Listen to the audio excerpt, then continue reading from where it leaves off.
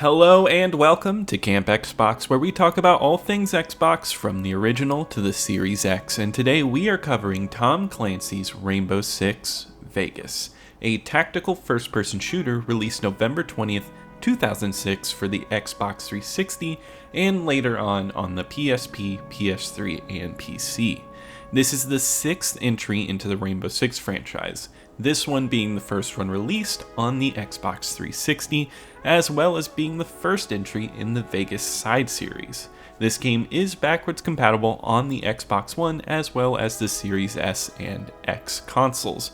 All game footage today was captured off of the Series X. Rainbow Six Vegas is a game that I had limited knowledge of going into, but I know that it was a fan favorite. I have played Tom Clancy games before, even on this channel, but the Vegas series sort of has eluded me. I played some of the second one, but not enough to really remember it, yet both of these games have some sort of interest to me.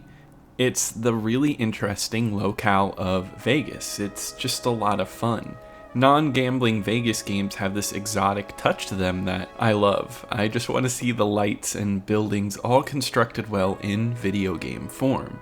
I think about San Andreas' Las Venturas, the post-apocalyptic New Vegas, or Fortune City from Dead Rising 2, all of which are fictionalized variations on the city.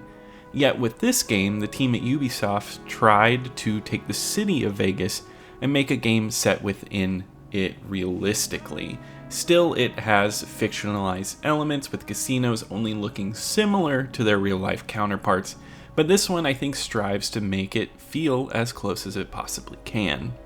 The biggest difference in its variations being that Vegas has become an absolute war zone, and operatives Logan, Gabriel, and Khan all must team together to take out the terrorist threat that has taken over Las Vegas. This game can traditionally be seen as a first-person shooter, but in line with a lot of Tom Clancy franchise games, it takes a tactical turn. You control not only yourself, but all of the team, meaning that you control what your squad mates do, where they move, priorities on who to kill, and where they take cover at. I've played a lot of games like this where controlling squad mates isn't important and you can just let them roam, but that is not the case here. This game, even on its lower difficulty setting, is tough and you and your squad mates will die. You must think about every action you make in every level. And I think the controls are implemented extremely well, where almost all of it is done through the D-pad. With a push, you can pinpoint where your team goes and set them up to have the advantage in situations. This game heavily features the mechanic of breaching doors, which feels like a puzzle. You use your camera and you put it under the door, and when you do that, you can pinpoint specific people that you want to be the priority target, and once you breach through those doors using explosives or just a quiet entry, your teammates will take cover and kill whoever you selected. This all works extremely well, and the whole game works in this puzzle-like layout. It feels like this game is set up in a series of rooms that are all constructed in various ways, with height elevation differences, odd cover systems, or tight corridors. Each room is a different action set piece, and you decide the best way to tactically take it all over with your team. The AI works exactly the way you want them to. When not even told to take cover, they will find safe sightlines to cover from, and they will follow all of your commands, meaning if they die, it's more than likely because of misplanning on your part. And that's actually how the difficulty works. I always felt like it was tough, but for the most part, if I died, it was all my fault. Maybe misplacement of myself or leaving myself open and not checking my surroundings. The punishment for dying is a little painful though. This game works on a checkpoint system, so if you die, you are set back to a certain point. The checkpointing here is few and far between though, so if you die, you can lose around 20 to 30 minutes of gameplay time. It can be brutal, but I do think it teaches you not to rush and making sure that you check all of your corners and take your time so you don't lose your precious playtime. The first-person shooter elements are excellent too. The controls feel tight and shooting feels great. There is a cover system that is integral to the gameplay as well. It is intuitive. You basically go up to any surface, high or low, and latch onto it, and your camera goes into a third-person view. You shoot over objects, and it feels great.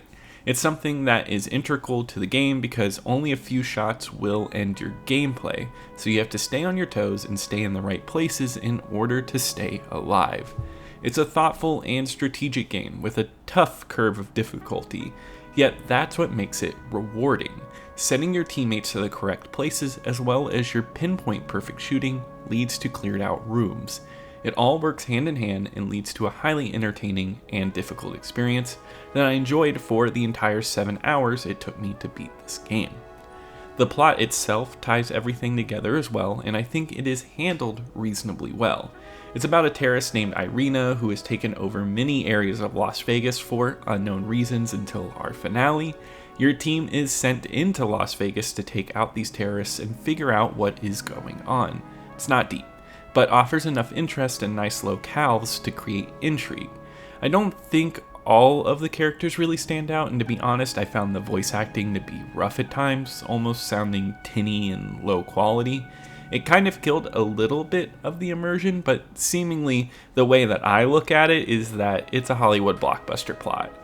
Not really deep, not a lot of character development, it's just an easy throughput for the gameplay. Plot isn't going to stand out, but it is serviceable, at least until its finale. I'm not going to give anything away, but let's just say it ends very disappointingly and feels like the game is half finished in plot just to pull out, hey, there's a sequel coming out, you should play that. I found that a little annoying. Other than the tinny voices though, I love the actual sound design of the game. I plugged in a nice headset for this one and the environments are captured perfectly here. The bright lights and sounds of the casino create immersive level design. Hearing the slot machines go off if you shoot near them, and when you're in Fremont Street, you hear the chaos of noise coming out of the casinos. It's wonderful. This score here is also really well done. It adds to the atmosphere of the overall game, and the game just oozes overall atmosphere. The casinos are intricately put together, the lights are extremely bright, and nothing seems to be asset pasted. Each room and area feels like a cohesive layout of a casino, meaning each room looks different enough, but it becomes an endless maze of intoxicating bright lights. The destruction effects impact the different locales, and the sheer variety of all these places is excellently done. They nail the look of Vegas down perfectly, and for a 2006 360 game, it still looks excellent and crisp. This game gets the aesthetics of Vegas down perfectly. So unfortunately, I have come to this game a little late. It's getting around to be a 20-year-old game. The multiplayer is still available to play, but without a core group of people still playing it, it's hard to find anybody to play with. So I can't speak on multiplayer as of right now, but who knows, if I do, I will come back and talk to you about this and my multiplayer experience. But I can only kind of go off of people's experiences, and I know that this game was loved by its fan base. Offering a tactical shooter online that wasn't about shooting fast, it was about the importance of teamwork. I can only imagine the multiplayer in these locales was excellent. If you have any memories with the multiplayer, let me know in the comments below. I'd love to hear it. And there are plenty of online achievements, so just know that going in, you will have to find dedicated people to play with in order to get every achievement. Otherwise, you're looking at a little over 300 gamer score just from the single player alone, and that mostly consists of just beating the levels. In conclusion though, Rainbow Six Vegas today is an excellent single player experience. I was actually surprised just how much fun I had with this one. It offers up a smart and strategic look at the first-person shooter, allowing you to control the battlefield effectively, and when that battlefield is Vegas, it's just a genius idea and a blast, even if the story is nothing to write home about. It's engaging, and I highly recommend playing through this one. It's a great time. And on my 360 ranking list, I'm throwing this one at the number 5 slot. I think Dead Rising is more replayable and a much more unique experience, but I had a lot more fun with Rainbow Six Vegas over Halo Wars. But I think that wraps it up for today. If you enjoyed this video, be sure to leave a like and subscribe. It really helps out the channel. Comment below if you have any memories with Rainbow Six Vegas. But I'll see you here next time at Camp Xbox.